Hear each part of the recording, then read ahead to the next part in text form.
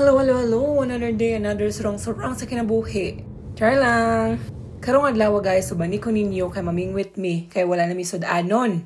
Na, lain purog mga wat me, wala nami gikaon diri na hala maming with me karon kay wala nami sudanon, wala nami isda. Ay na lang, makatabang sa to ang kinabuhi. Guwapo kayong panahon karon guys, kay fall na diri sa Canada. Hanginers kayo, sagpaon ka back to back sa kusog sa hangin. So kana, nagbagtas na ko, padulong dito sa dagat. So dira mi mangisda o kana dira o paghulat mo dira kay maabot raw kana o kana. Nakaset up na mi dira no. So diri sa Canada guys, dili ka pwede mamingwit diri nga basta-basta kung wala kay license. Kaya na yung mga pulis diri nagalakaw-lakaw, check sila kung na kay license o wala.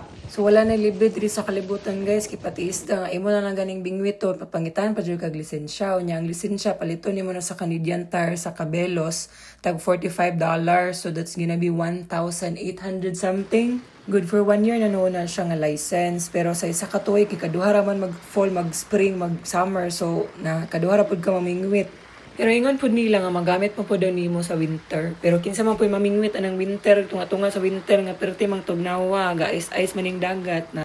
Pero gwapo mo pa siya sa feeling mamingwit guys, bisag once in a lifetime kay fresh air, chill-chill, chika-chika, kaon-kaon, inom-inom, kaunaw na kasi mong mga utang, kay hapit na ba yung winter, magtikungkong na pud betani sa balay. Sa sulod sa oras sa mga tambay-tambay diri no, gitihan na lang yatong kalapati, wa jud may nabingwit nga isda. Siguro kay hangin kayo, napalid ang isda dito sa timog kanluran na, or basing gituha katong iti ka naglabay-labay ang among bulinaw nga ipakaon sa isda. Minghoy mi ani, uli na lang mi, bye-bye, maura to.